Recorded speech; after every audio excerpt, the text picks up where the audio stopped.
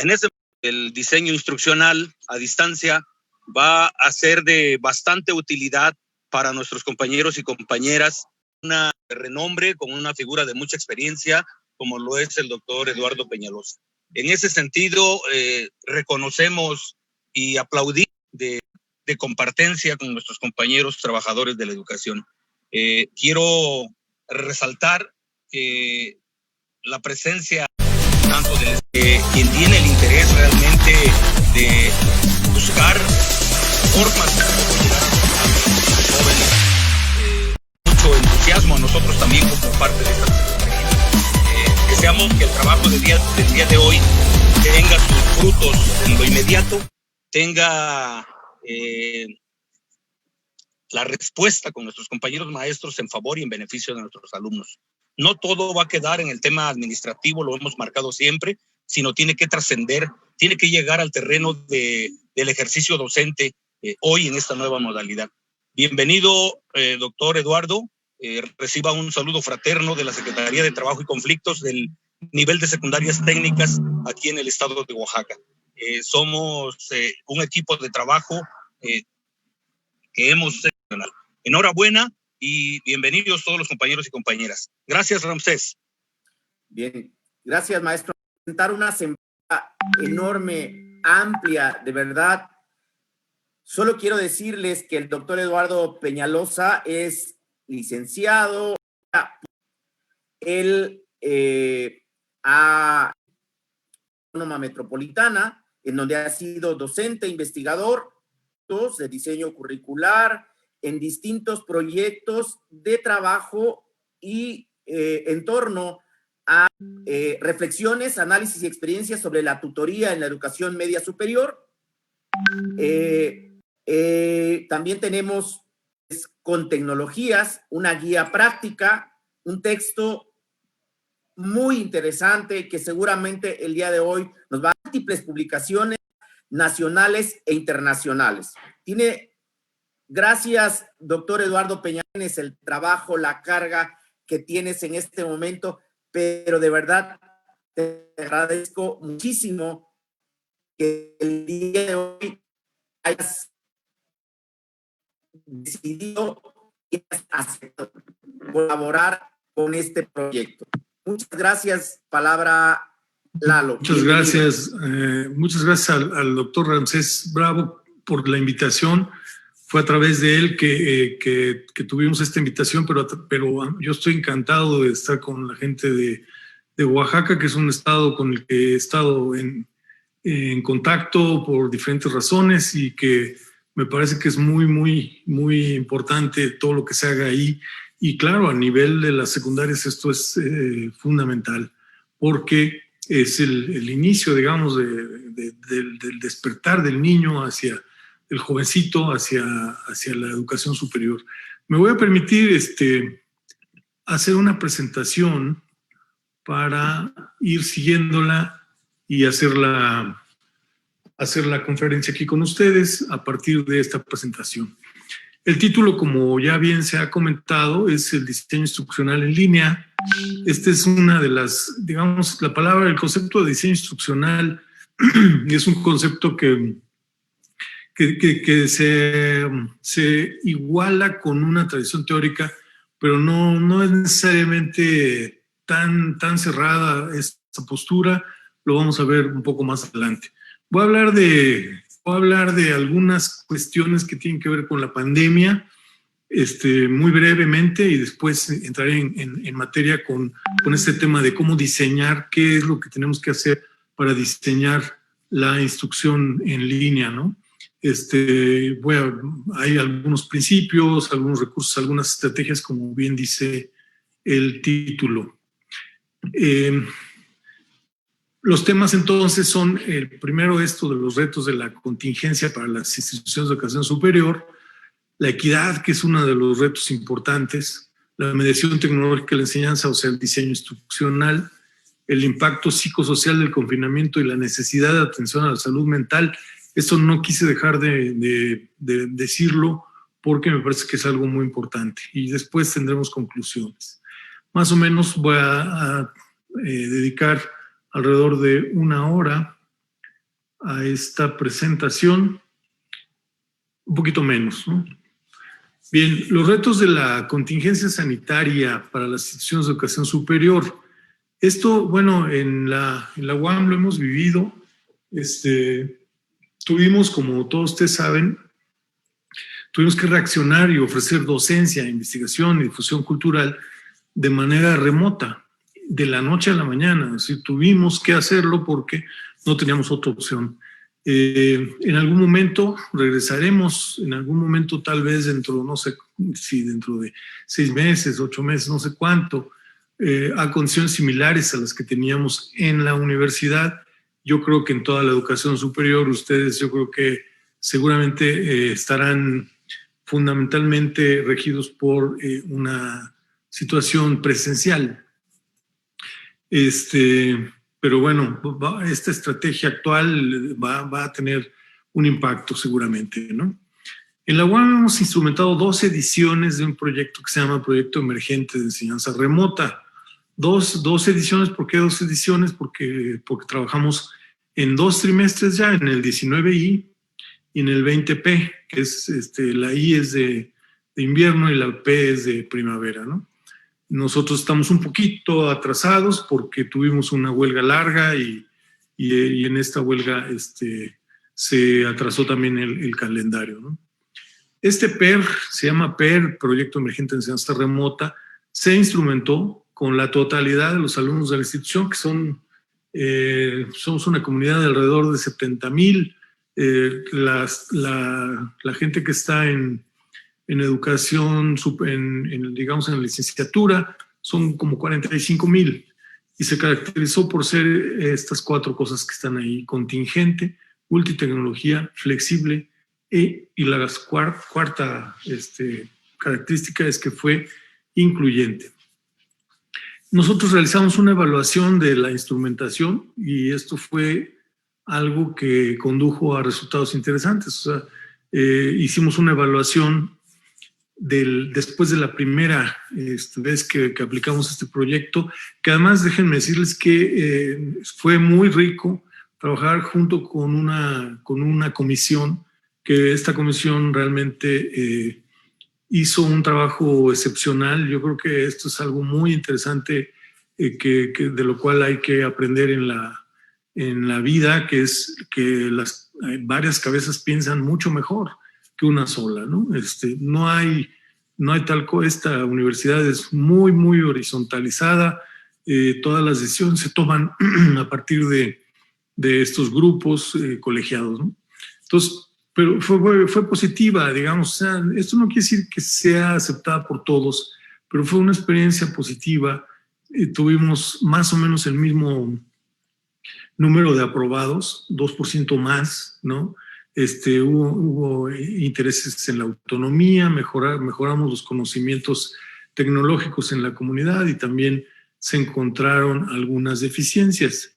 Este es un ejemplo, digamos, este es un resumen muy, muy, muy sucinto de lo que representó esta evaluación del Proyecto Emergente de Enseñanza Remota. En el 2020 les voy a pedir que por favor fijen su atención en el círculo del lado derecho. Tuvimos estas decisiones de modificar el diseño educativo. Esto es, hubo un exceso de la enseñanza tradicional. Si bien nosotros pensábamos que esto iba a pasar, pero no sabíamos que iba a haber un exceso del video y de la enseñanza tradicional que predominó, digamos, la videoconferencia en tiempo real, y esto no es bueno en términos del consumo de los datos y pues sobre todo de la cuestión de equidad, ¿no?, que voy a mencionar un poco más adelante. Se dijo que se habría cierta presencialidad si era posible, cosa que no ha sido posible. Estamos en la semana 10 de 11 de nuestro segundo trimestre de instrumentar porque entre paréntesis quiero decir que la UAM funciona por trimestres, ¿no? Entonces en el primer trimestre hubo esta evaluación. En el segundo trimestre se está trabajando se está trabajando con estos cambios, ¿no? Extender a otros medios. Nosotros estamos ya en la televisión, Canal 22, todos los días a las 9 de la noche, con una cápsula muy pequeña, buscar ciertos convenios. Buscamos unos convenios con Radio Educación, la propia radio de la UAM. Esto, digamos que no es un vehículo de entrega de la educación, son solamente apoyos. Formar al alumnado y al personal académico, esto es algo que resultaba muy importante. Y luego instrumentar, hubo una idea muy interesante de instrumentar un chatbot que es una herramienta dentro de la propia internet que permite que los alumnos pregunten dudas, etcétera, y hay un robot que contesta, ¿no?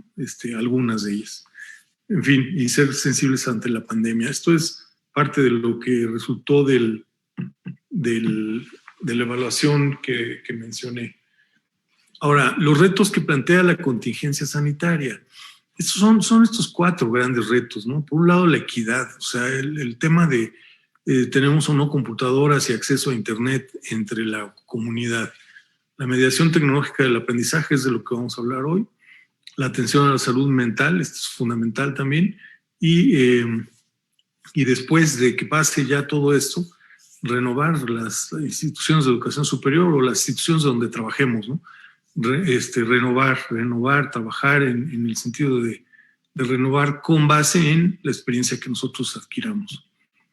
El primer punto es de la equidad. Me parece que es fundamental tener una estrategia.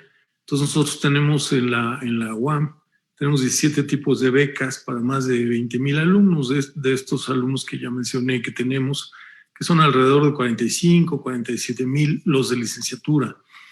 Estas becas las ofrece directamente la SEP. Ofrecer formación docente es otro de los puntos importantes hacia la equidad. Los alumnos no necesariamente saben, ni los docentes, cómo utilizar las tecnologías y sobre todo cómo utilizar las tecnologías para aprender. Esto es algo fundamental.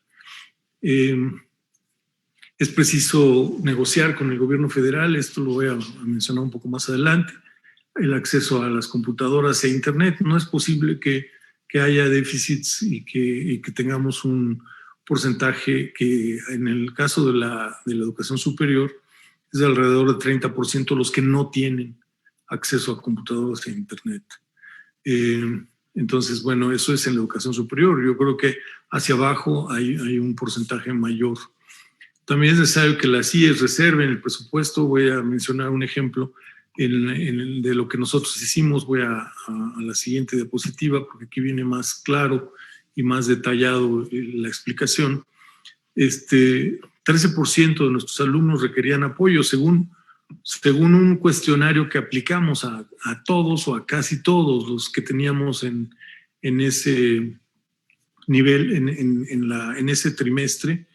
Entonces se regalaron 4,633 tabletas, que son estas que se muestran en la foto, y también hubo un número de SIMs de acceso a Internet, y este apoyo ascendió a 12,5 millones, un poco más.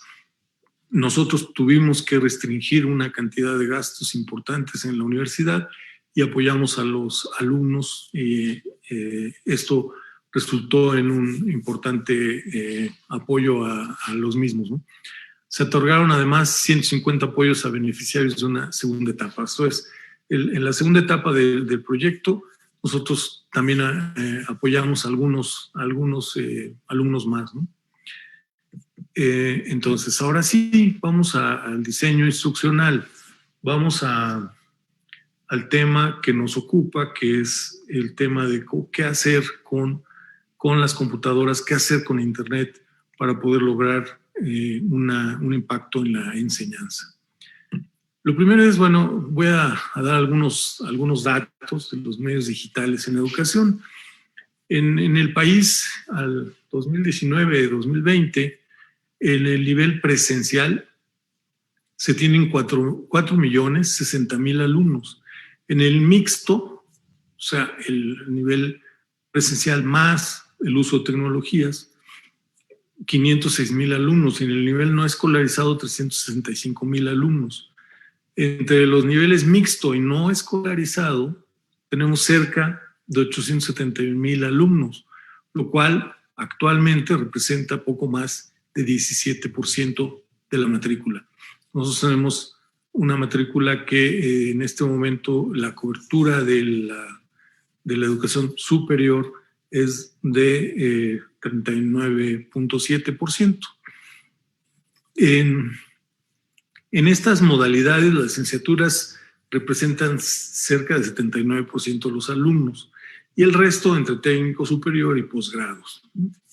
Las licenciaturas que mayor demanda tienen en esta modalidad virtual son Derecho, Administración de Empresas, Contabilidad, Ingeniería Industrial, Psicología, Mercadotecnia, entre las más importantes, según un estudio que hizo la ANUYES en el 2015. Esto creo que continúa siendo así. Las ciencias sociales, por alguna razón, tal vez por la facilidad de uso de las tecnologías, son el lugar en donde hay más demanda, ¿no?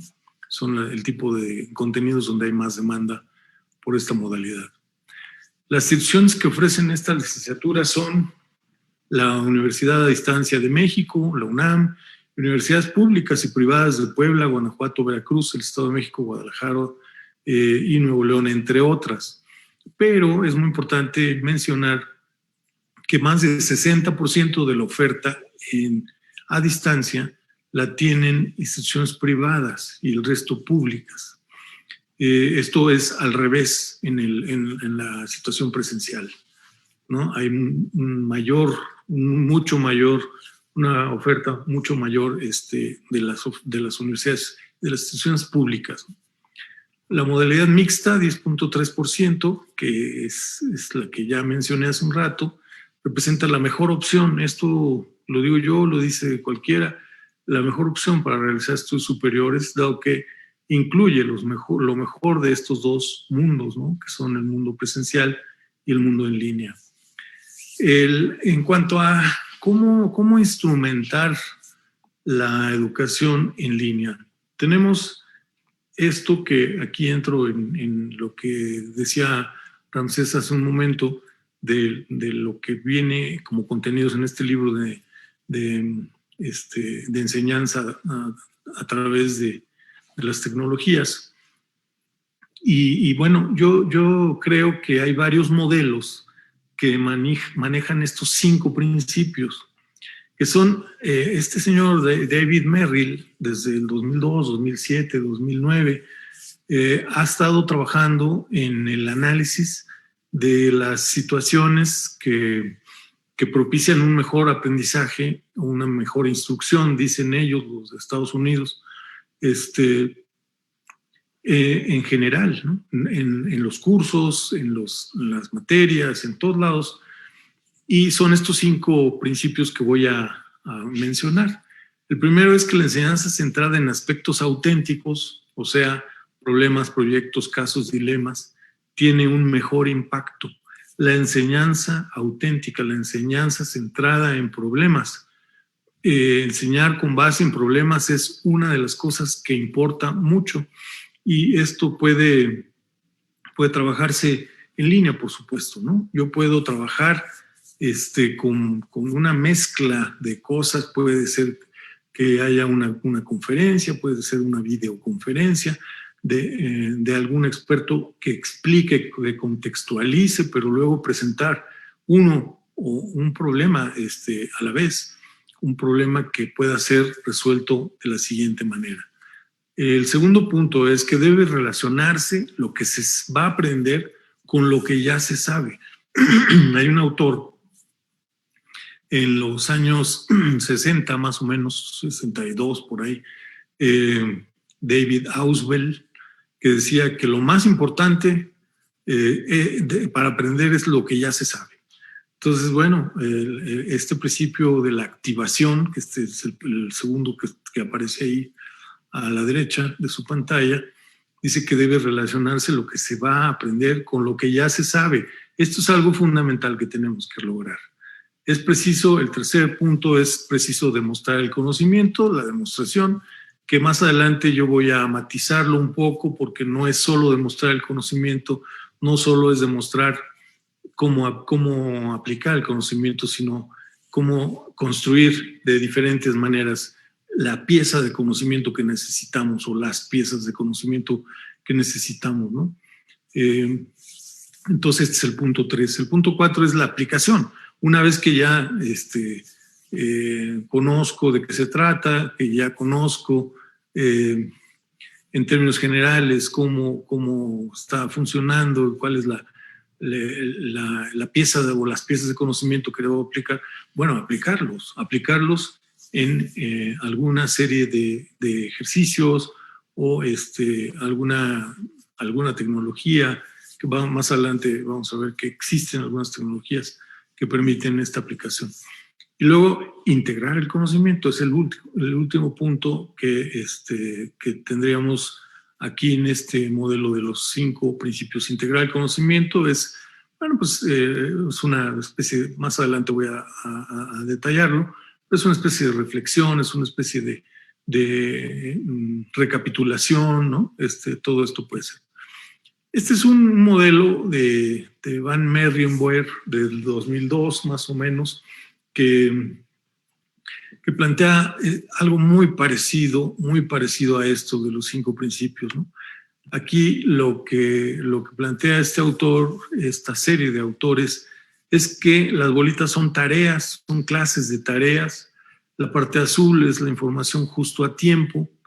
La parte negra es la información justo a tiempo. La parte azul es la información de apoyo, y las bolitas que aparecen acá arriba es la práctica de tareas parciales, la práctica parcial. Entonces, bueno, de alguna manera este modelo lo que plantea es similar a lo que plantea el modelo anterior, ¿no? También es un modelo derivado del anterior, en donde, si se fijan ustedes, ahí aparecen los retos, que son unos volcanes que son de diferente tamaño. ¿Por qué? Porque aquí de lo que se habla es que hay retos de diferente magnitud, digamos, ¿no? O sea, y que van siendo progresivos. El primero es el que voy a atender en la primera vuelta, digamos, de este círculo, y en un curso tradicional puedo tener 2 o 3 retos que se atiendan. Entonces, este es un modelo muy, muy, muy centrado en lo que planteaba Merrill, pero, y de hecho Merrill lo toma en cuenta como uno de los elementos y de los ejemplos importantes, ¿no? para presentar su modelo de los 5 principios. Entonces están los retos primero, que, si se fijan, es algo mucho más amplio que simplemente hablar de problemas. Hablar de retos es más general.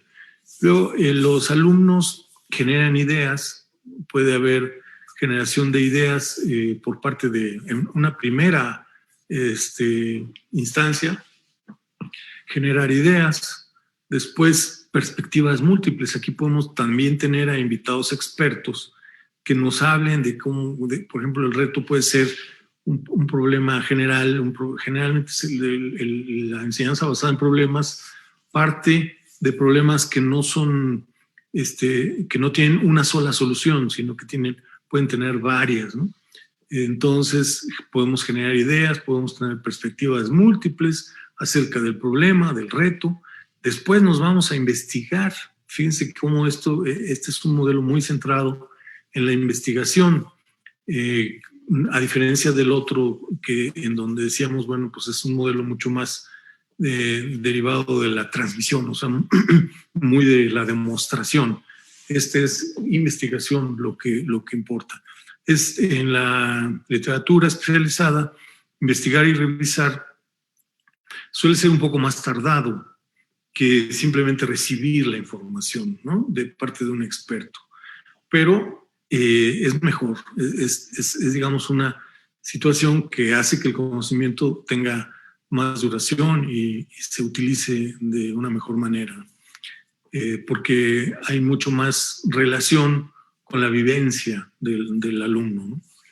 Después prueban la solución. Una vez que investigaron, pueden probar la solución. Puede haber ahí alguna forma de presentarla. Después hacerlo público.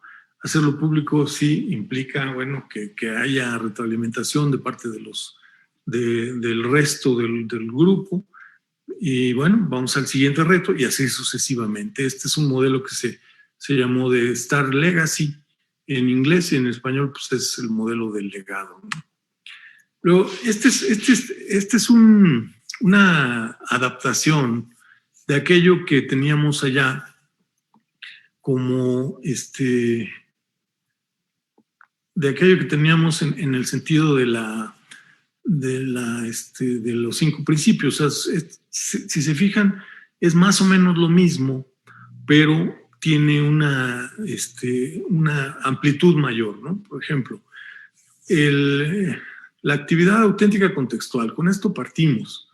Entonces aquí hablamos de casos, problemas, proyectos, retos, preguntas, dilemas, todo lo que implique una especie de interrogación al alumno, ¿no?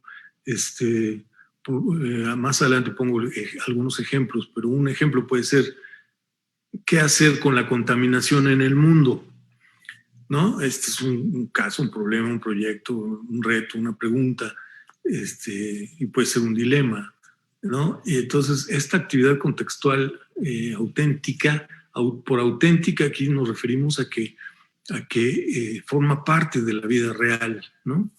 Entonces, a partir de eso es que nosotros podemos empezar. Luego, la inducción y la activación. Aquí podemos inducir, o sea, si el alumno no sabe nada, ¿qué hacemos? Bueno, pues inducimos el tema, introducimos el tema, ¿no?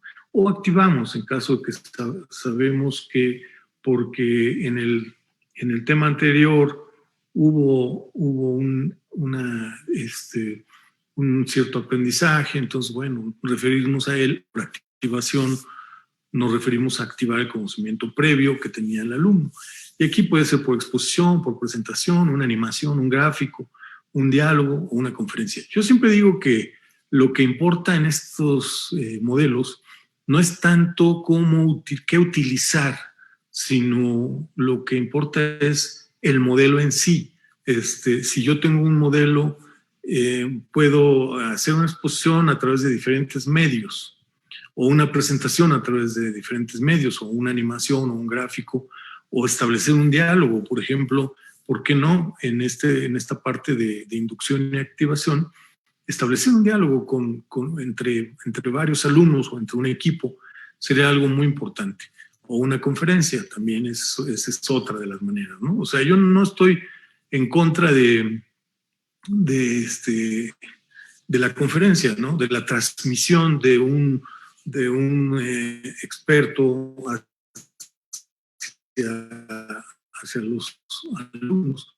No, pero tampoco se debe abusar de eso. Es una de las cosas que me parece importante mencionar, ¿no? O sea, tenemos que centrar la educación en el alumno. Esto es algo de lo que nos importa.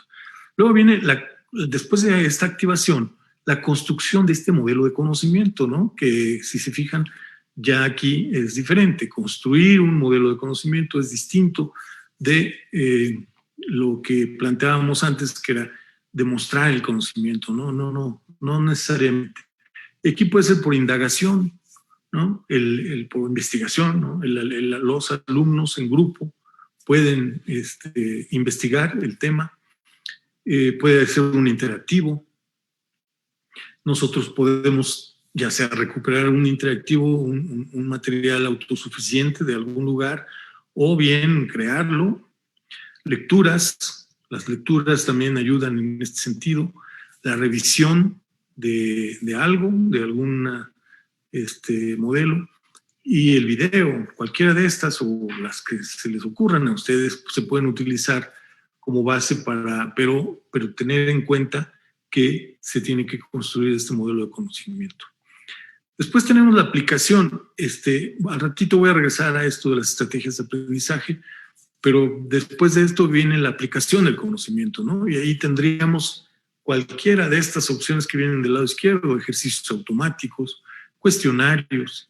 La discusión también permite la aplicación del conocimiento cuando es un conocimiento conceptual. Las soluciones, los simuladores es algo fundamental, que son programas, ya algunos de ellos ya están disponibles de manera gratuita, otros de ellos cobran a la institución un poco por tener acceso a los mismos. Juegos, laboratorios virtuales, etcétera. O sea, si nosotros estamos aplicando el conocimiento, esto es algo fundamental. Y luego, integración. Ese sería el último punto. Y aquí tendríamos la reflexión, la transferencia, la recreación, la recapitulación, el resumen o la exposición. Todos estos elementos son parte de un modelo que si bien tenemos, como dijimos ya antes, se origina en la presentación de una actividad contextual auténtica. Ahora, en cuanto a las estrategias de aprendizaje, ahí dice ensayo, elaboración, organización. Bueno, pueden ser esas tres, que son tres estrategias viejas de aprendizaje que se conocen bastante, pero además en psicología educativa hablamos de la autorregulación. En general, esto es sinónimo de la autonomía. Entonces, un alumno autónomo, sin dejarlo pues a su suerte, sino ayudándole a que sea autónomo, creo que es un alumno que, dentro de la evaluación que hicimos de este proyecto emergente de enseñanza remota, vimos que los alumnos decían esto en mucha medida, ¿no? O sea, nosotros estamos aprendiendo a ser autónomos. Esto es un resultado muy deseable de contar con un modelo y de trabajarlo. Es decir, el hecho de trabajarlo en línea ayuda porque ayuda a sistematizar un modelo, ¿no? Lo podemos hacer también de manera presencial, pero sí ayuda. O sea, sí hay una serie de ventajas de la pandemia. También hay muchas desventajas, muchísimas. Al ratito vamos a hablar de estas, pero también tenemos algunas ventajas. Entonces, una de ellas es que permite que organicemos de esta manera el aprendizaje de los alumnos. Entonces, estrategias de aprendizaje basadas en ensayo, que el ensayo es, por ejemplo, subrayar algún texto. Elaborar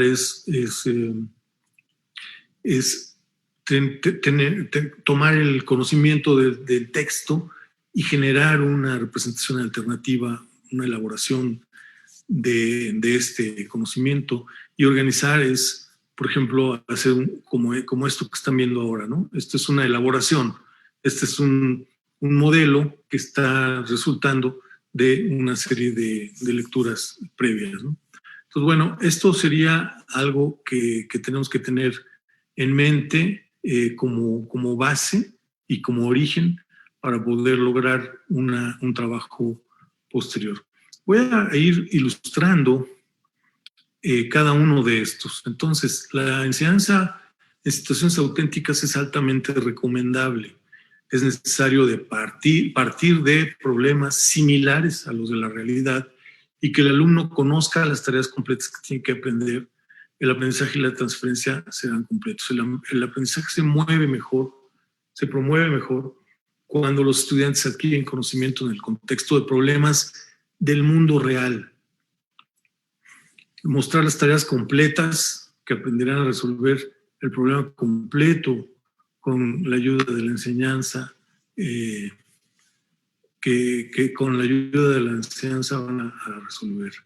Es importante dar soporte, por supuesto, es importante diferentes tipos de soporte a los alumnos al resolver problemas completos, o sea, practicar las partes y luego el problema completo es una de las alternativas. Y luego, como veíamos en el modelo de legado, presentar una progresión de problemas realistas, representativos de las tareas reales, que vayan de lo simple a lo complejo. Esto, algunos ejemplos que puedo mencionar de esto es, con el uso de las tecnologías, es plantear que los alumnos tienen que resolver el problema de la contaminación de un río, por ejemplo, ¿no? O sea, es decir, de alguna forma tendríamos que exponer esta situación de que hay un río que está muy contaminado y que, bueno, cuáles pueden ser alternativas de solución para la contaminación de un río. Es un problema típico de ese tipo, porque es un problema que no tiene una única solución. Es un problema complejo, es un problema que, bueno, podemos recurrir a biólogos, podemos recurrir a ambientalistas, podemos recurrir a gente de recursos hídricos, a gente especialista en ríos, yo qué sé, o podemos recurrir también a sociólogos, podemos recurrir a diferentes fuentes de conocimiento que van a permitir contender con este problema, ¿no? Y formular una respuesta. Esto es algo muy importante. También la dispersión de una enfermedad. Bueno, pues ahora que estamos en esta pandemia, esto puede estar de moda, ¿no? La cuestión de una enfermedad y que cuáles pueden ser formas de atacarla, ¿no? O investigar los efectos de la violación de una joven, el impacto, ¿no? de una violación o algo así, que es algo que es muy, muy lamentable, pero que ocurre, ¿no? Bien, esto es entonces la enseñanza en situaciones auténticas. Después tenemos un ejemplo aquí puse una lámina que encontré por ahí y que habla de que se puede hacer un video. Bueno, esto realmente no tiene mucho movimiento, pero se puede hacer un video o una presentación en la que los alumnos vean a través de este video, de esta presentación, puedan conocer el caso, el problema, el proyecto, ¿no? O sea, aquí viene esta lámina en donde habla de educación ambiental, por poner el ejemplo por dar seguimiento al ejemplo anterior, ¿no? Entonces, bueno, aquí se puede usar las tecnologías para la presentación del problema. Algo muy importante que vamos a ver más adelante es que no nos dediquemos al puro Zoom por videoconferencia, ¿sí? Vamos a verlo un poco más adelante. Esto de acá plantea el uso de herramientas asincrónicas y en donde el profesor tiene menos participación, ¿no? Esto es el segundo punto, que debe relacionarse lo que se va a aprender con lo que ya sabe. Bueno, aquí vienen algunos ideas acerca de por qué es importante activar el conocimiento previo. Entonces, dice que el aprendizaje se promueve de mejor forma cuando hay un enlace entre lo que se sabía y lo que se está aprendiendo. Que es preciso dirigir la enseñanza, que si los alumnos tienen poco conocimiento previo, entonces ofrecer elementos básicos que funcionen como un fundamento. Esto ya lo habíamos dicho también. El uso de organizadores gráficos, esto es algo muy importante. O sea, el uso de organizadores gráficos puede ayudar a tener una mejor estructura general. A veces un gráfico, esto va en contra de algunas ideas que se tienen en donde se plantea que hay alumnos que aprenden de una manera más gráfica y que hay alumnos que tienen estilos diferentes de aprendizaje. Esto no estoy seguro, pero lo que sí estoy seguro es que los organizadores gráficos tienen mucho tiempo de existir y ayudan en psicología instruccional, ayudan mucho a que los alumnos tengan una idea general inicial del tema, ¿no? Utilizar esto último, utilizar elementos gráficos y lingüísticos, proviene de una tradición de investigación en multimedia, en el aprendizaje multimedia, que plantea que existen dos, y además esto está más o menos demostrado, que existen estos dos espacios en la memoria de trabajo que tenemos en nuestro cerebro, y que hay una parte que procesa la información gráfica y otra parte que procesa la información lingüística, y entre ambos es mucho mejor sumando ambos que si nada más tuviera yo uno de los dos, ¿no? Entonces, esto en ciertos casos ayuda, ¿no? Sobre todo al inicio del trabajo con un tema, ¿no? Entonces, un ejemplo es que los alumnos hagan un diagrama con base en el conocimiento previo relevante del problema, ¿no? Obviamente que tengan retroalimentación del profesor es algo también fundamental, ¿no?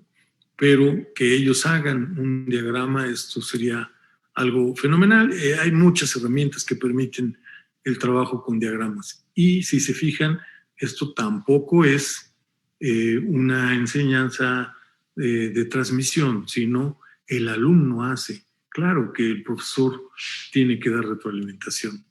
El profesor o los compañeros, ¿no? Pueden dar retroalimentación. Pero ya desde aquí esto es algo importante. Luego, la construcción del conocimiento, la pieza fundamental del conocimiento es el tercer aspecto. Y aquí, bueno, retomamos esta idea de que cuando los alumnos hacen una demostración del conocimiento y las habilidades que van a aprender, pero también otras formas de construcción del conocimiento son fundamentales. No solo la demostración, sino también la investigación, etcétera, ¿no? Se recomienda mostrar ejemplos y contraejemplos. Esto es algo que en el modelo de los 4 componentes viene mucho, y que hay ejemplos y hay contraejemplos que van a permitir el aprendizaje, el conocimiento se da en la forma general y en las formas específicas siempre. Y entre las formas específicas, que es lo que nos ayuda a entender, en las formas específicas hay ejemplos y hay contraejemplos. Es la instanciación ya del conocimiento en sí. Entonces, hacerlo utilizando diversas representaciones del conocimiento, visuales y lingüísticas. Esto otra vez, ¿no? En este punto se incluirían las formas de construcción de conocimiento por descubrimiento, por investigación, por demostración, entre otras, ¿no? Aquí viene un ejemplo de que hay una herramienta por ahí que es de presentaciones. Entonces, presentar en Prezi cómo podría darse el conocimiento del caso o del problema, o combinar una demostración con una investigación web por parte de los alumnos. Aquí es fundamental que los alumnos aprendan un poco más de cómo investigar, que tengan una orientación de parte de los docentes acerca de cómo investigar. Tienen que aprender a investigar. Tienen que aprender a investigar con los nuevos medios, y a veces esto implica que los docentes también aprendan. La aplicación, bueno, dar oportunidad a los alumnos de practicar y de aplicar su conocimiento y habilidad nuevos es algo fundamental. Tenemos que asegurarnos de que la práctica y las evaluaciones están en armonía con los objetivos de aprendizaje. Puede haber una retroalimentación correctiva, debe haberla.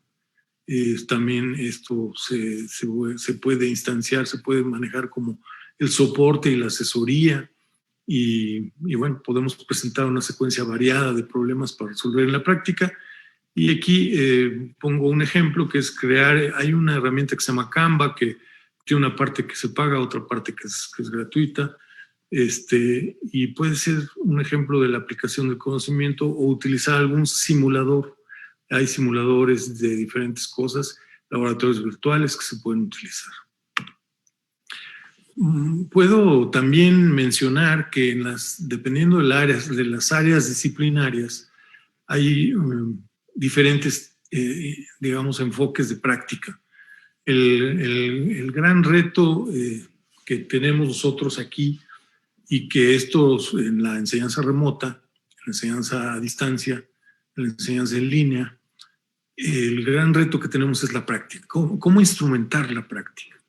Esto surgió, digamos, en la evaluación de este proyecto de emergente enseñanza remota que mencionaba yo hace rato, y surgió ahí, y dijeron muchos alumnos que fueron entrevistados, que se presentó un cuestionario, o sea, hubo toda una estrategia de evaluación muy grande.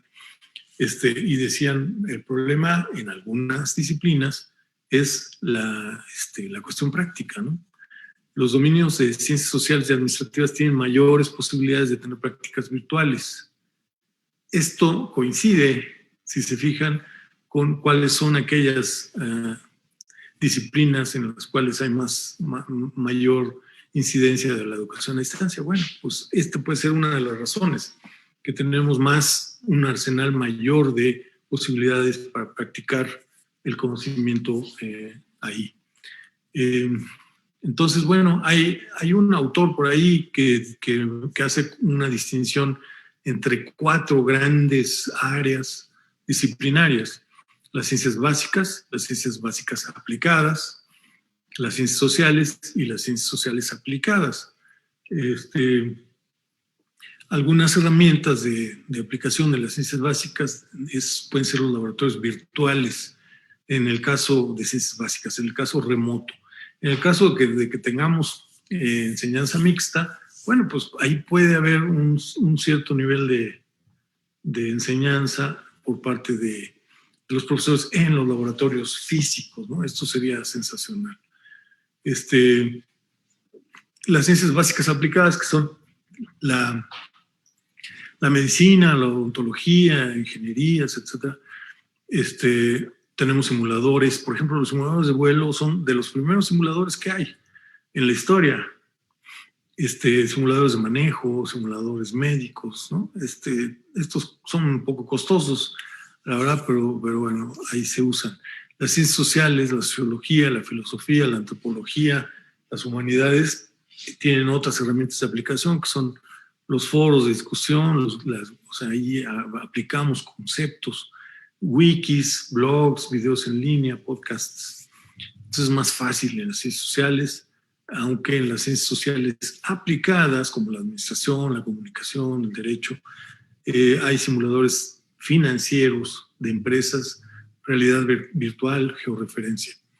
Entonces, bueno, estas son 4 áreas disciplinarias que un autor considera que son fundamentales. Yo identifico distintas formas de ejercer la práctica al respecto, ¿no?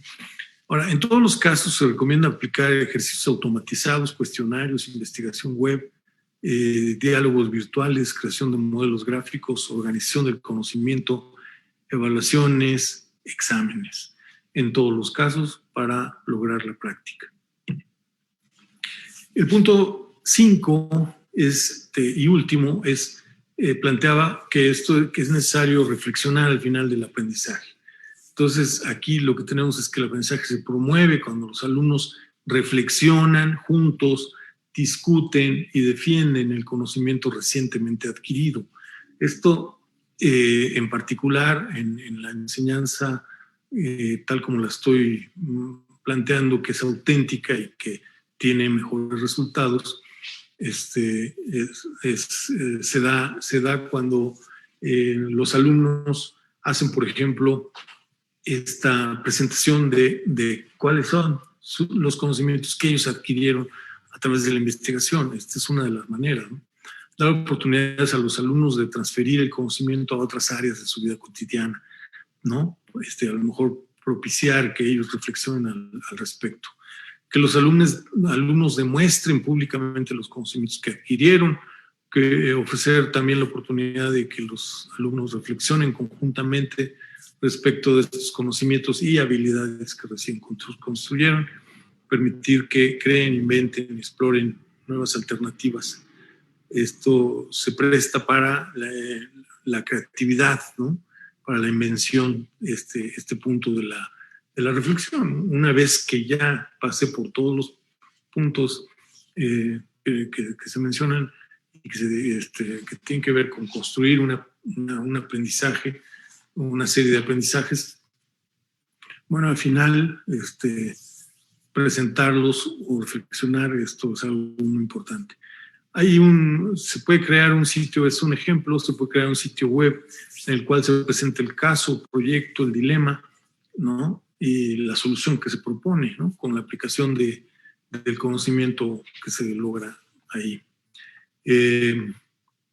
Entonces, también he visto que las historias personales pueden ser un ejemplo ahí muy importante, ¿no? O sea, combinar con historias personales, con relatos personales, es algo muy importante. Discusión grupal.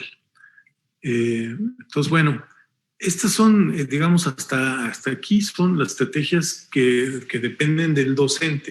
Ahora, el estudiante, claro, del docente, el diseño de la instrucción, pero del estudiante,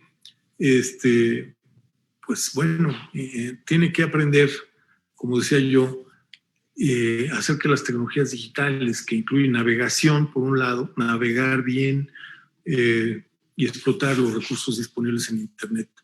Adicionalmente, hay una serie de actividades que plantean el desarrollo de autonomía, como las siguientes. La planeación. Hay herramientas web que permiten planear. Esta es mi planeación. Yo planteo una serie de metas a través de algunos recursos para planear. Luego la cognición, bueno, estrategias, ya dije hace rato, las estrategias de aprendizaje, de ensayo, organización, elaboración. La metacognición, que es el monitoreo del propio desempeño, qué tanto las metas estoy cumpliéndolas o no. Las estrategias colaborativas, esto es fundamental. El desarrollo de bases comunes de aprendizaje, ¿no? La discusión, el diálogo, indagación, integración de nuevas ideas, seguimiento de guiones colaborativos. Esta es una de las cosas que se plantean en términos de colaboración, porque a veces los docentes no sabemos de la mejor manera hacer que los alumnos colaboren, pero hay guiones, si queremos podemos usarlos. Exposición de soluciones que se construyeron de manera conjunta. Y hay estrategias reflexivas que recomiendan las discusiones en línea, los blogs, las redes sociales, la creación de contenidos web. Esto es algo fundamental, todo esto, que el estudiante sea autónomo, sea estratega en términos de su aprendizaje. Esto es algo que en mayor o menor medida tenemos que propiciar. Y bueno, lo que también aquí planteo es que esto que está sombreado serían de estos 4 cuadrantes, las sesiones de tutoría por videoconferencia, la revisión en línea de problemas, todo esto que es en tiempo real, o sea, sincrónico, y es facilitado por un docente. Todo esto es lo más costoso en términos de datos y en términos de lo que el alumno tiene de posibilidades de interacción y de utilización de Internet. Entonces, yo digo que una de las cosas que hay que evitar es utilizar de una manera así como tan libre toda esta cuestión de la videoconferencia en tiempo real. No es necesario. Si nosotros estamos en presencia, sí, está bien. Está bien que hablemos con el grupo, que derrochemos de alguna manera, pero en línea no.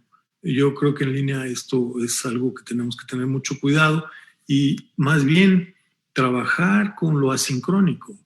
Es decir, por un lado puede ser sincrónico con a lo mejor algún video preproducido como está ahí, o con un aprendizaje basado en juegos, preproducido, sincrónico.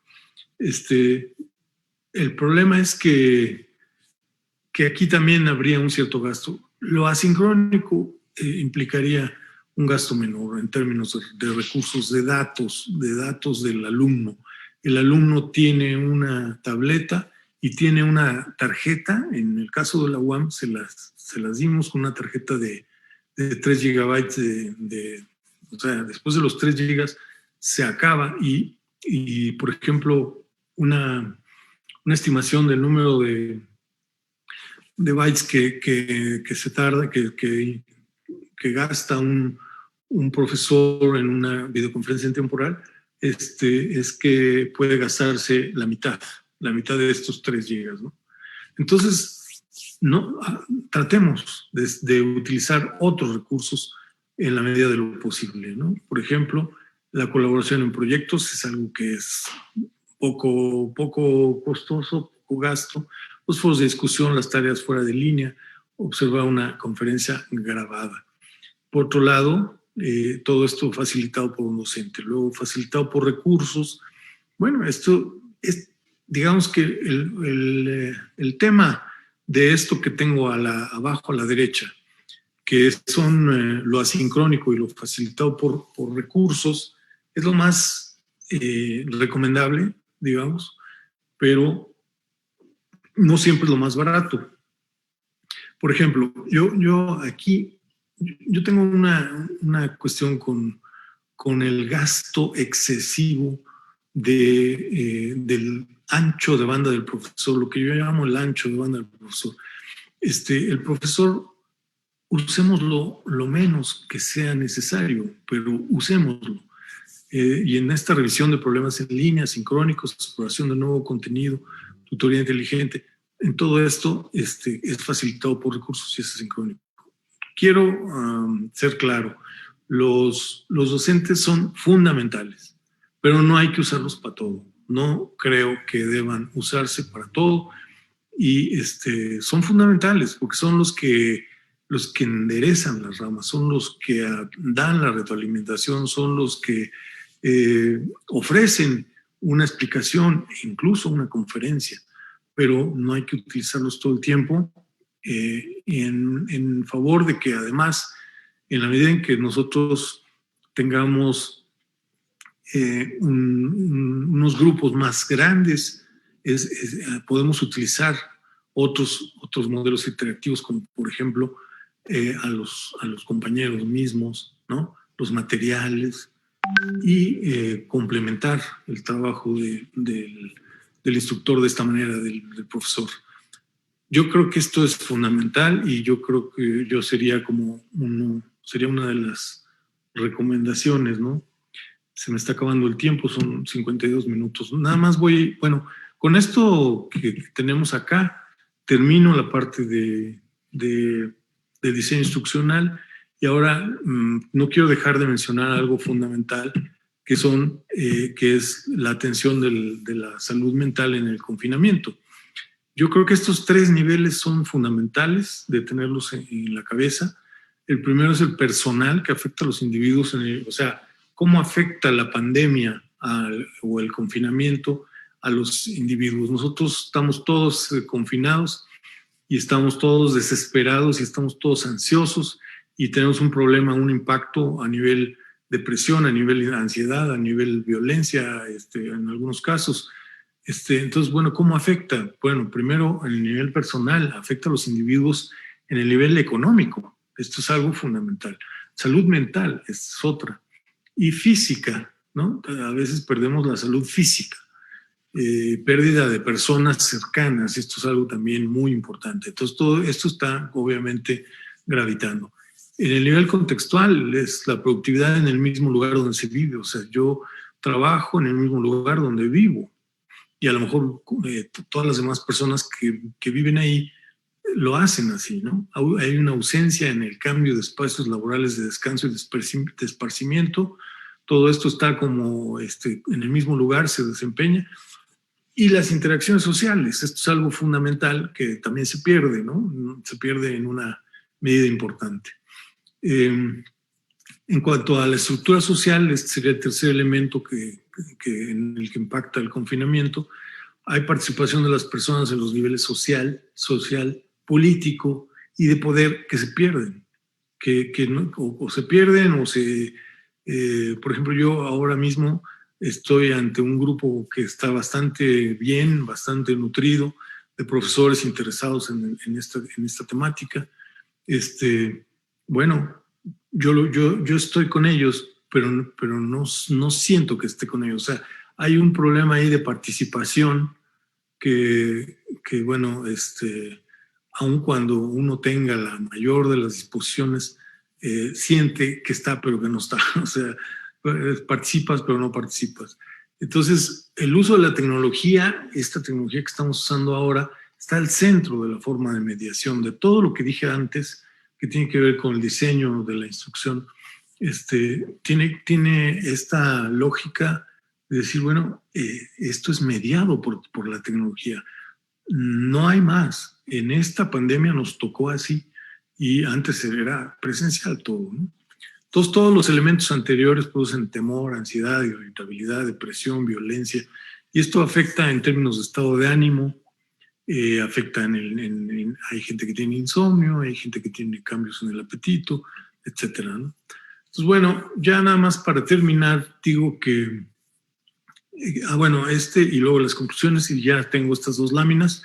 A finales de febrero pasado decidí convocar un grupo interdisciplinario, que esto puede ser algo que se haga ahí en Oaxaca también, de expertos que puedan aportar conocimientos sobre problemas de salud mental.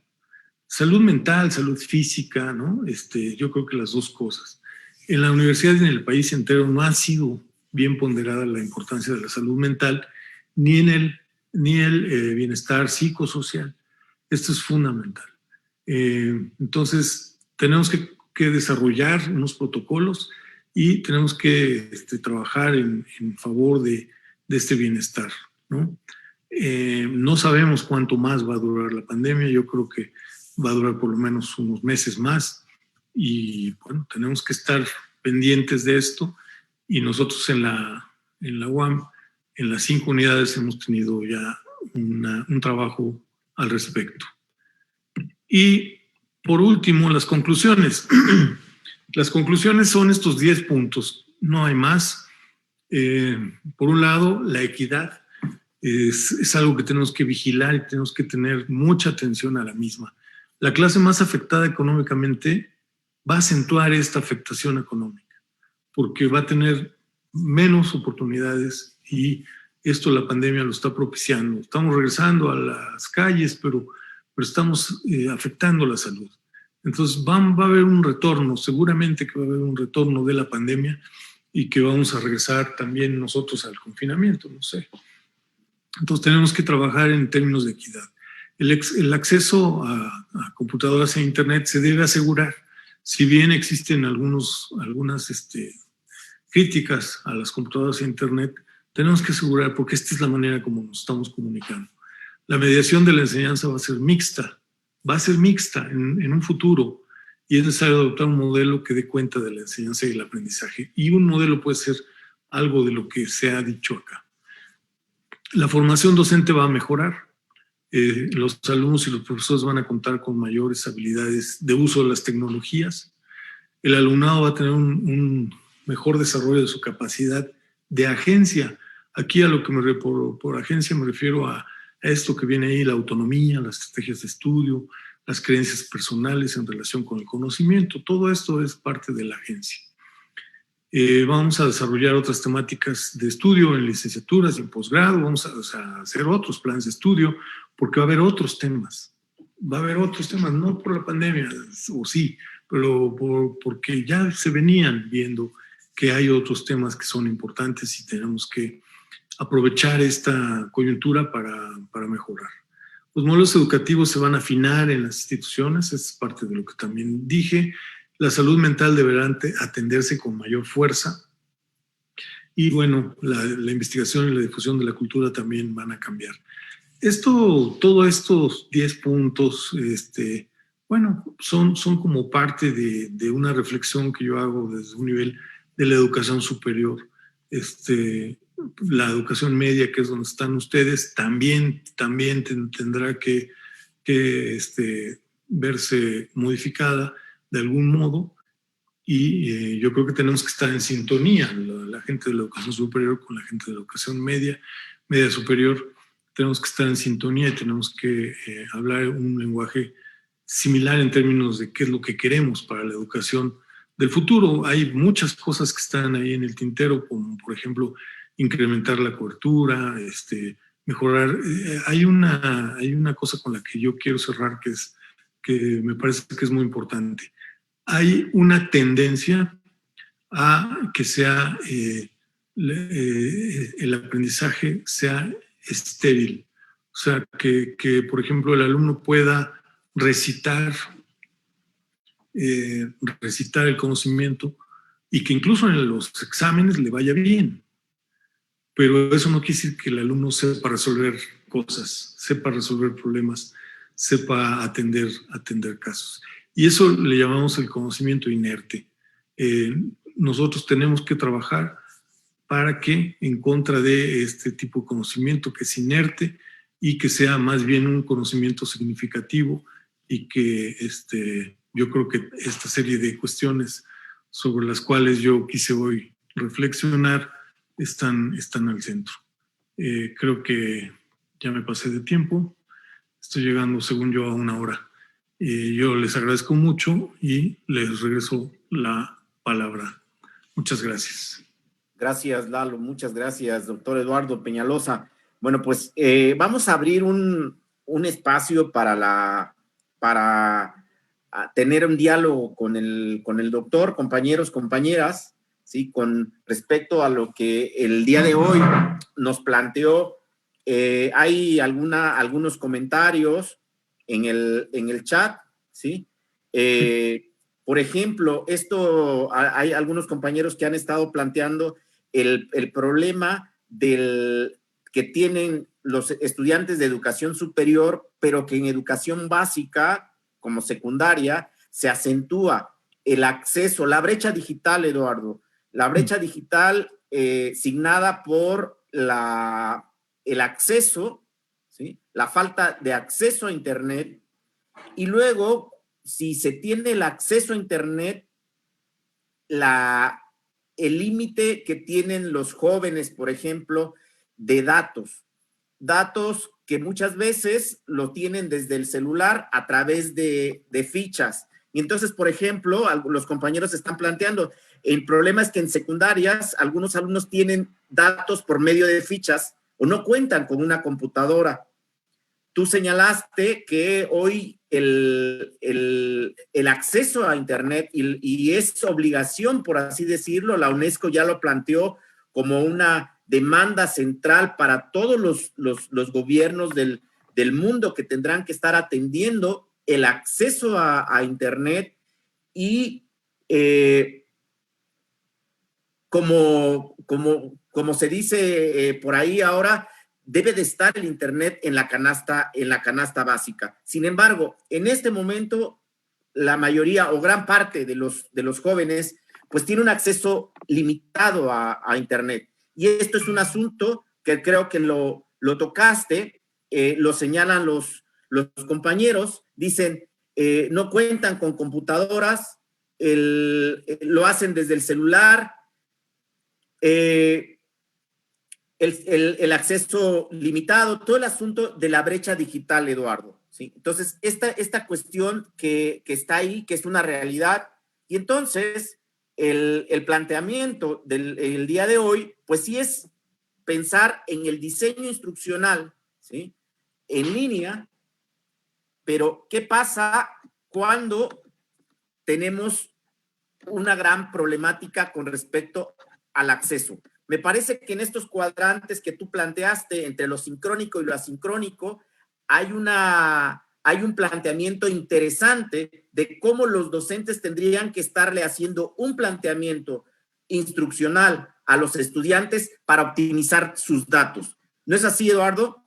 Y yo estoy completamente de acuerdo en que existe una brecha que además decíamos que es de alrededor del 30% de los jóvenes en educación superior, pero esto puede acentuarse hacia abajo en la educación media superior, en la educación media, Básica. educación básica. Y yo creo que es decir, tenemos que hacer un diseño instruccional basado en estos elementos que se han dicho, pero que aproveche las condiciones que tienen los jóvenes. Esto es, que sea lo asincrónico, como dices tú, Ramsés, hace un segundo, que haya un énfasis en lo asincrónico y que haya un énfasis en los dispositivos con los que cuentan. Por un lado, los celulares y estas fichas de acceso, que se tenga un enfoque realista, digamos, ¿no? Pero al mismo tiempo que propiciemos, como dices tú, esta parte de de la UNESCO, ¿no? En donde el acceso a Internet se convierte en un elemento de la canasta básica, pero también existen leyes y existe una disposición para considerar a Internet como uno de los elementos básicos de consumo, ¿no? Pero yo creo que tenemos que presionar ahí, las instituciones tenemos que presionar para que haya una política de acceso a Internet. Al mismo tiempo que trabajamos en un modelo de diseño instruccional que aproveche las bondades del uso del cómputo móvil, del celular, de lo que se tiene, ¿no? Que trabajemos en lo que se tiene. Esto me parece que es fundamental y al mismo tiempo que incidamos, y bueno, es una de las cosas que estamos tratando de hacer. Yo me estoy juntando con algunos otros para incidir en esto como una política pública fundamental, ¿no?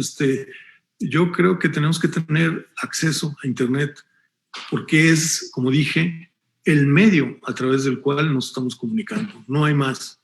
Entonces, yo estaría completamente de acuerdo con todo esto que planteas y con la problemática, porque yo también la he vivido acá, ¿no? O sea, ha habido mucha gente que se queja de que no tiene acceso a Internet y bueno, hicimos esto de lo que dije en la UAM, pero no es necesariamente lo suficiente ni es lo ideal. Entonces, hay mucho por hacer, pero yo creo que tenemos que trabajar conjuntamente y ustedes que son miembros docentes de este espacio, tienen que empujar también, ¿no? O sea, las instituciones, los líderes de las instituciones, los administradores, los gestores, tienen que propiciar que haya esta política pública, porque si no, estamos realmente pues olvidados, ¿no? Y en este confinamiento es la manera que tenemos de podernos comunicar con los demás.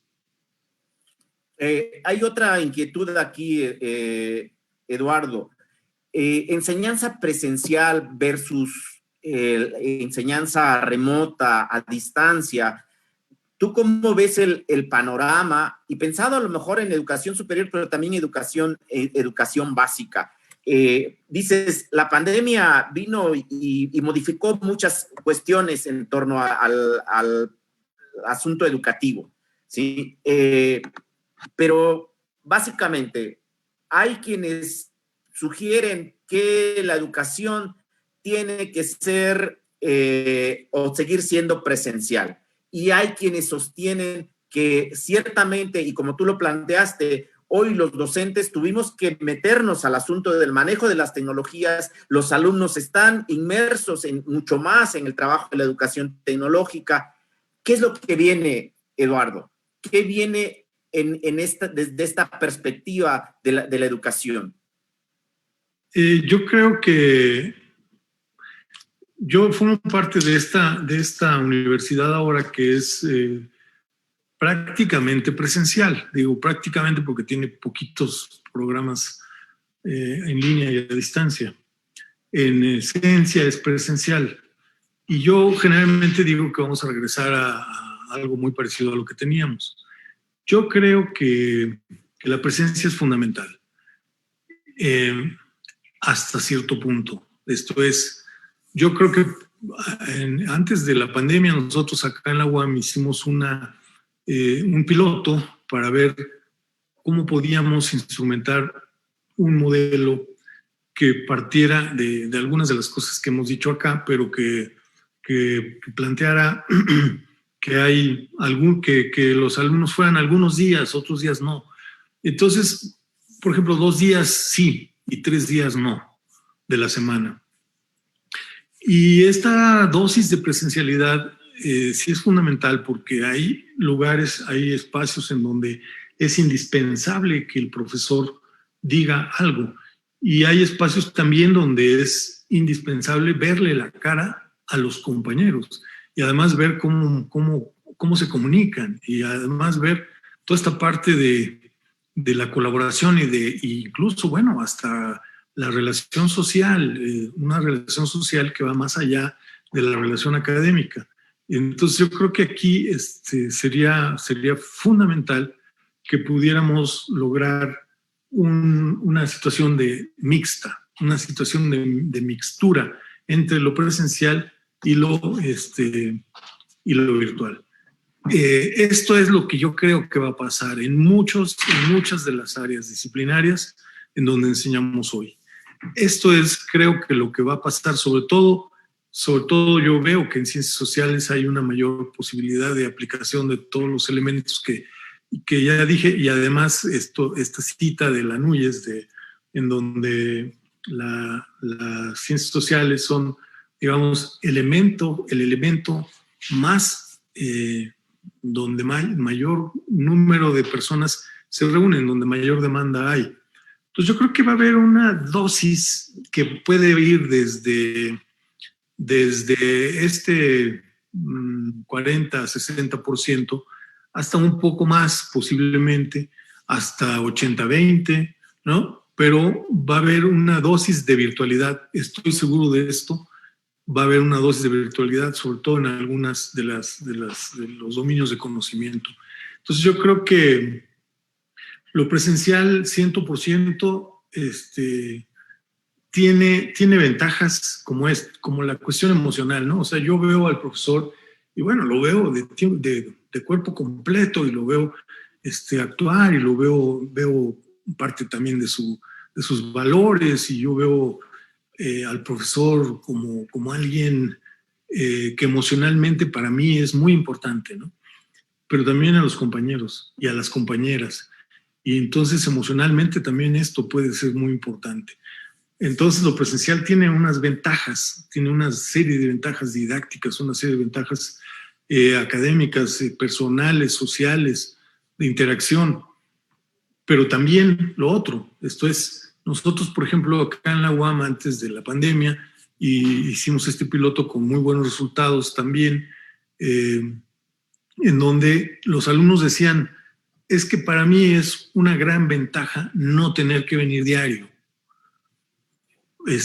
Como por ejemplo venir 3 días a la semana o 2 días a la semana, y ahorrar el dinero que gastan, a veces el dinero y el tiempo. A veces pueden hacer 2 horas o 3 horas de ida, 2 o 3 horas de regreso, digo, en algunos casos extremos, ¿no? Entonces esto, y además es inseguro, y además invierto dinero, y además, entonces hay una serie de ventajas también en la virtualidad.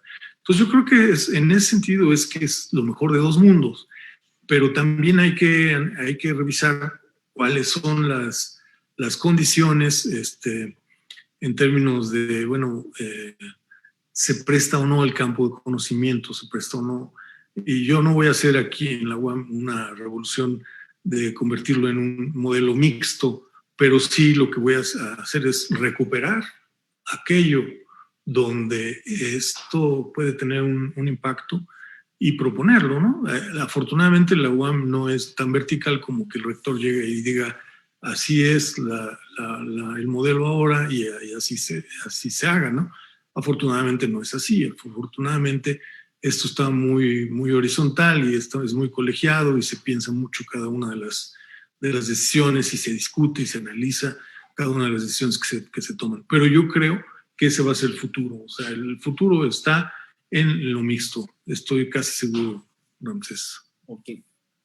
Bueno, antes de darle la palabra a los compañeros que seguramente querrán hacer alguna pregunta, yo quisiera preguntarte algo, Eduardo, con respecto a todo esto que planteaste del abordaje de las estratégico, ¿sí? Que además los compañeros y compañeras pueden consultar el texto de Eduardo, la guía práctica para mayor profundidad. La importancia de trabajar en comunidad.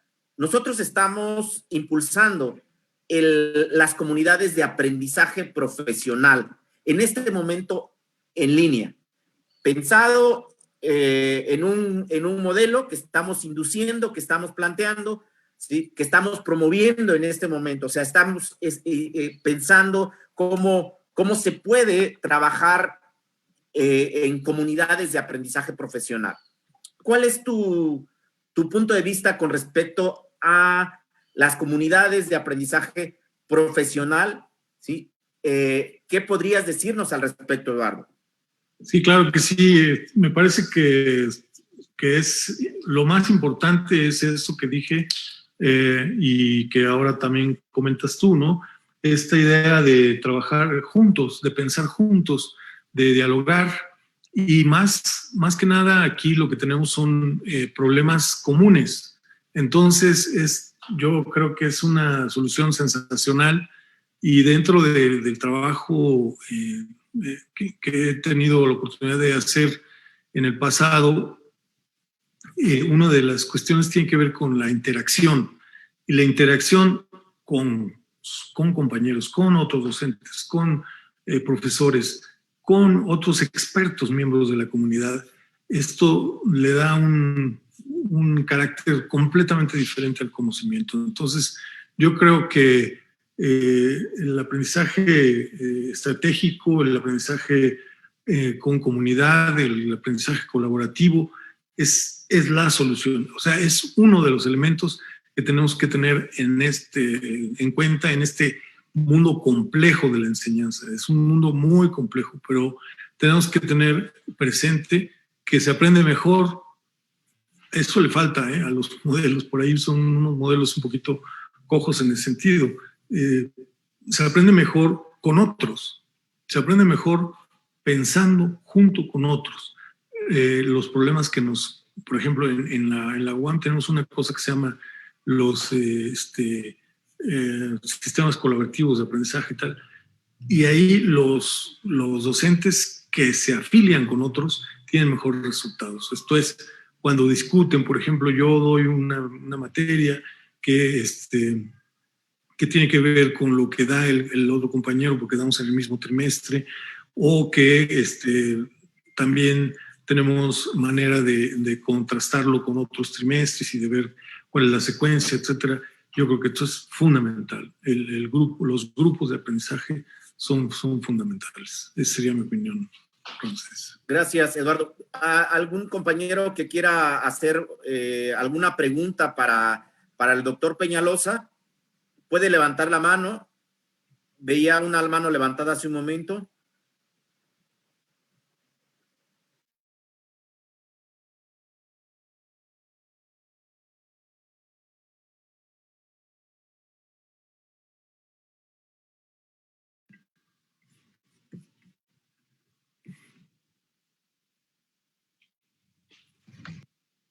Bien, ¿alguna pregunta para el maestro, para el doctor Eduardo? Compañeros, compañeras. A ver, maestra María de Lourdes, adelante.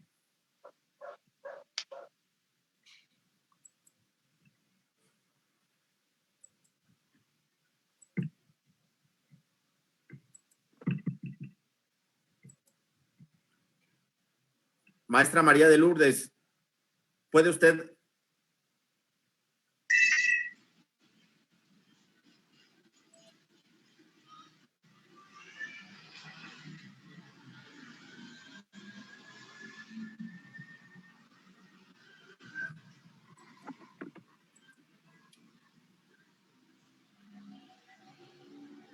Doctor Ramsés. ¿Qué podemos hacer?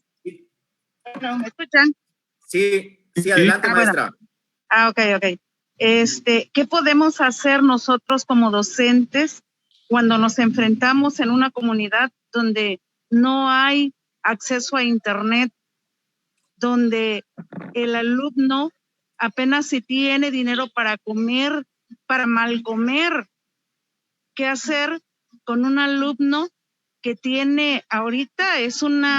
Para algunos alumnos es un gran apoyo, digámoslo así, porque no asisten a la escuela y en vez de estar en su casa haciendo sus trabajos, sus tareas, los muchachos se tienen que ir al campo a trabajar para ganar para el día y poder ayudar a sus familias. O sea, ante esa dinámica, ¿qué podemos hacer nosotros como docentes? Yo sé que es muy importante todo lo que usted comenta, de que ahorita el giro que le vamos a dar nosotros a nivel mundial, porque esto es a nivel mundial, va a ser muy importante para todos los jóvenes alumnos que utilicen o que le den buen uso a la tecnología. Lamentablemente no estamos educados para eso. Si el papá, la mamá no está a un lado del alumno, el alumno no hace tarea, el alumno se termina los datos o se termina su tarjeta de datos en estar chateando, en estar viendo videos. O sea, la triste realidad es que nos enfrentamos a una problemática yo la veo muy, muy difícil. Y ahí entra también el trabajo de nosotros como docentes. ¿Qué es lo que vamos a hacer para que realmente nosotros podamos hacer entender a nuestros alumnos que tienen que trabajar, que tienen que estudiar, que tienen que seguir la guía que nosotros como docentes les tenemos que dar? ¿Sí? Yo invito a que se haga un análisis más profundo y que los que están cerca del gobierno federal apoyen o den alguna solución para toda esa pobre gente que no tiene acceso al internet. ¿Qué vamos a hacer también nosotros como docentes? ¿Sí? Que esa es la triste realidad que vivimos. A lo mejor los que están en ciudad no lo viven, pero nosotros que estamos en las comunidades marginadas lo vivimos, ¿sí? Y también nos entra la desesperación que nuestros alumnos se van a ir de secundaria y van a llegar a otro nivel y van a llegar con una preparación muy raquítica, muy pobre. Si de por sí estamos con muchos alumnos que llegan a nivel medio superior hasta nivel superior y no saben leer ni escribir. Imagínense ahorita lo que nos vamos a enfrentar. Que yo creo que tenemos que buscar una solución. Yo sé que ustedes no tienen la solución en este momento, pero sí podemos buscar alternativas para que toda esta situación cambie. Les comento que en la comunidad donde yo trabajo, nosotros asistimos un día a la semana. ¿Por qué? Porque debido a esta pandemia, también la misma autoridad nos limita de que nosotros estemos entrando de manera constante a nuestra comunidad y el miedo, para nosotros también el miedo de que si nosotros, ahora sí como hablamos en la costa, si nosotros por nuestra propia, ¿cómo le digo? Pierdo la palabra, por nuestra propia ley o por nuestra propia convicción, queremos nosotros asistir a las escuelas y se enferman nuestros alumnos, ¿a qué problemática nos enfrentamos? Nada más, compañeros. Muchas gracias por escucharme. Gracias, maestra Lulú. Maestra Silvia Ruth.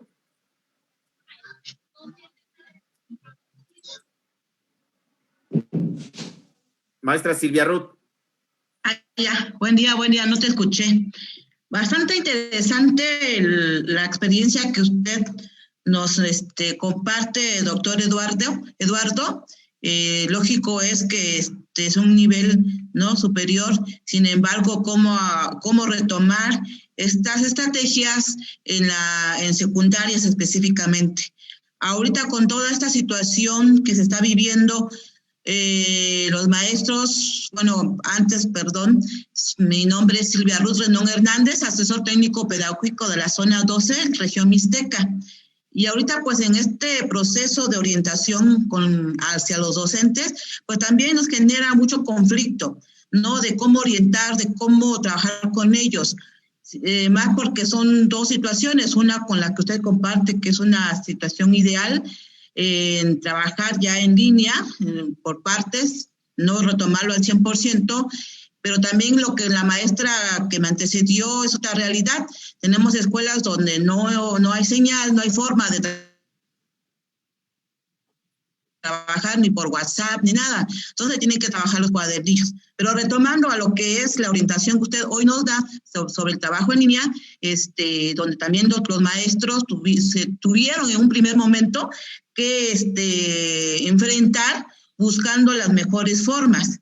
Nos llevó esta pandemia a tener que romper algunos paradigmas. Soy una de ellas que me resistía a usar esta forma de trabajo.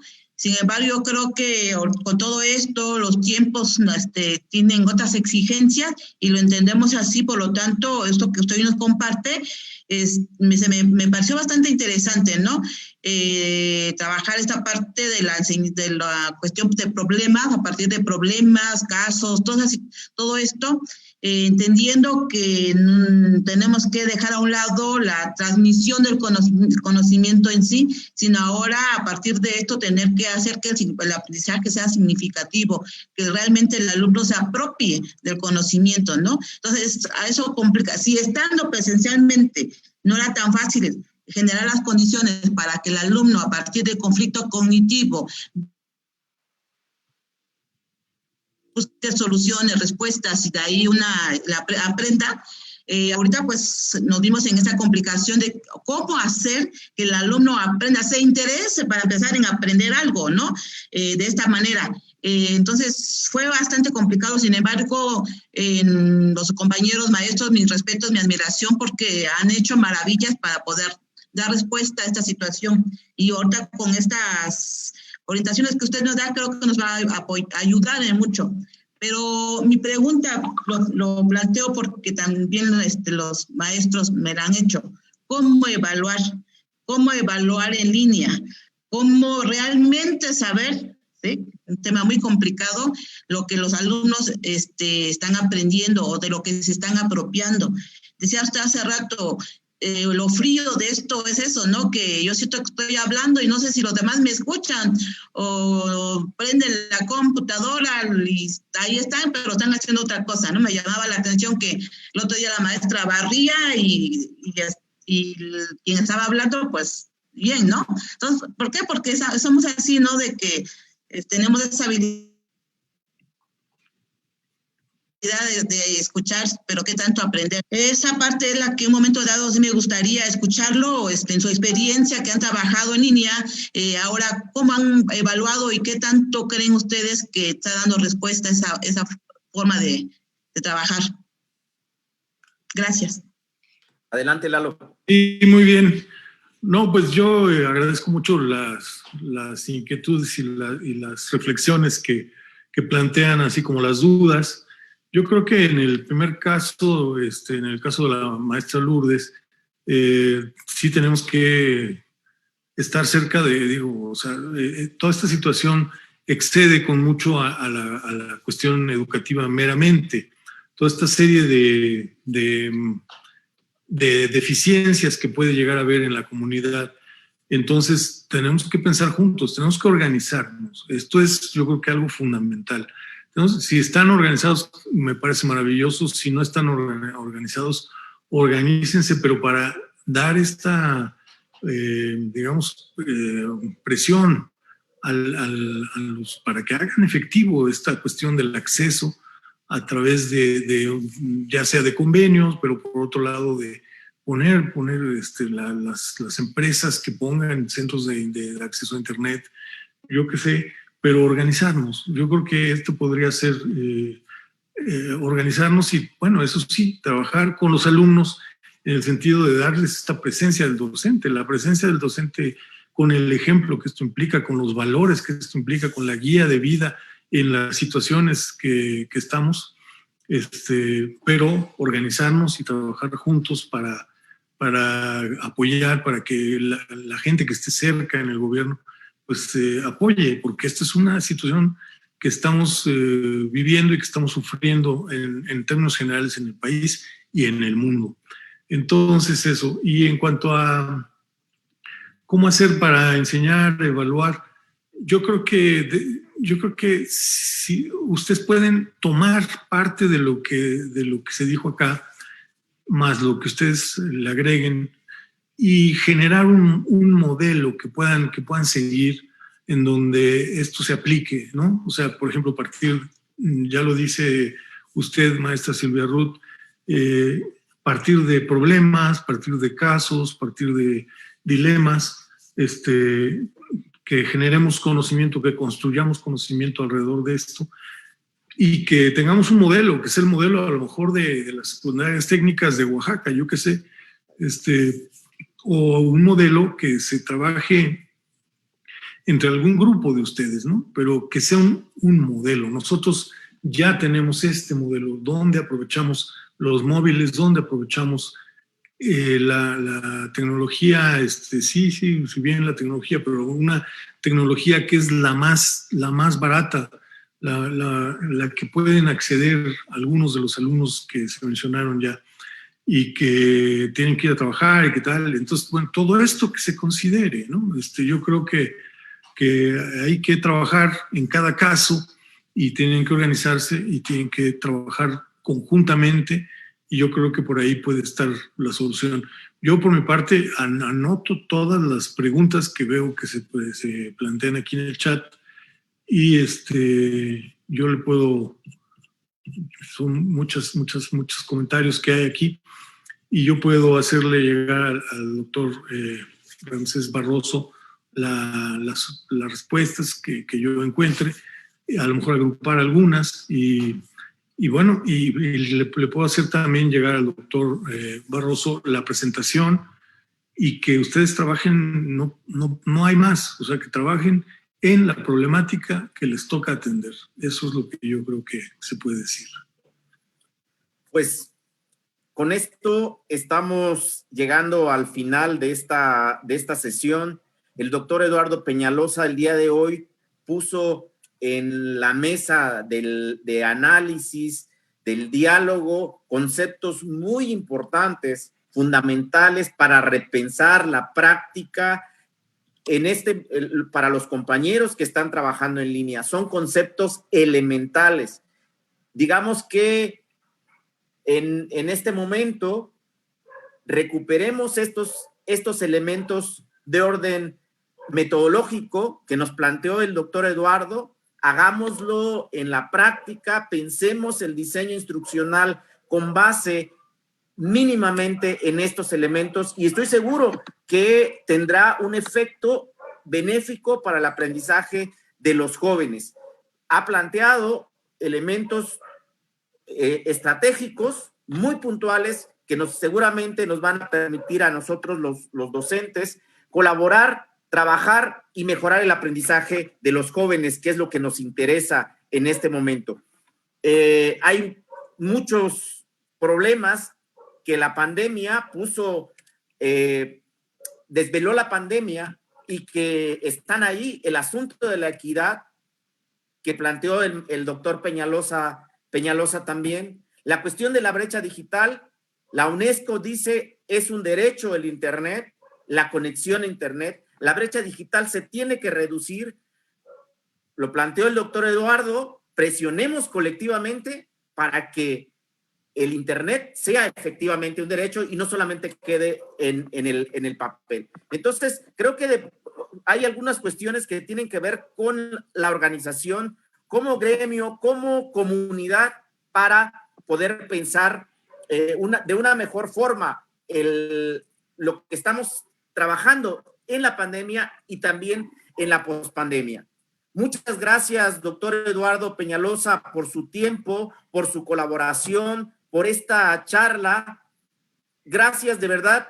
Sabemos de su agenda. A nombre de todos mis compañeros y compañeras, a nombre del nivel de educación secundaria técnica, le damos las gracias, te damos las gracias, Eduardo, y ojalá no sea esta la única vez que colabores con nosotros en este trabajo que estamos desarrollando, en este proyecto que estamos desarrollando. Muchas gracias a todos y a todas por su atención el día de hoy, por su asistencia a esta charla, y gracias, Eduardo. Hombre, muchas gracias a ustedes. Estoy a la orden, de verdad, y me encanta la posibilidad de tener este acceso a la problemática que ustedes tienen, y estoy a la orden, de verdad que sí, estoy a la orden. Y es un gusto colaborar con gente como el doctor Ramsés Barroso, a quien conozco desde hace muchos años, y bueno, así como él tienen este compromiso, y todos ustedes también, yo lo asumo como tal. Gracias. Muchas gracias, Eduardo. Gracias. Y gracias a todos y a todas, ¿no? Les invitamos el próximo viernes va a salir una convocatoria atendiendo también a lo que planteó el doctor Eduardo sobre la salud mental. Se va a desarrollar un taller sobre estrategias socioemocionales. Estén pendientes, va a salir la convocatoria. También la próxima semana, el día 11 de noviembre, tenemos una charla para directivos que se denomina la pandemia COVID-19, tiempo de líderes, tiempo de directivos, que nos va a trabajar el doctor Juan José Arévalo de la Universidad Nacional de Educación a Distancia de España. Entonces, muchas gracias, estén pendientes en las comunidades, estamos circulando el trabajo, las actividades que estamos desarrollando y gracias a todos y a todas. Gracias, Lalo. Muchas gracias, que estén bien. Un gusto.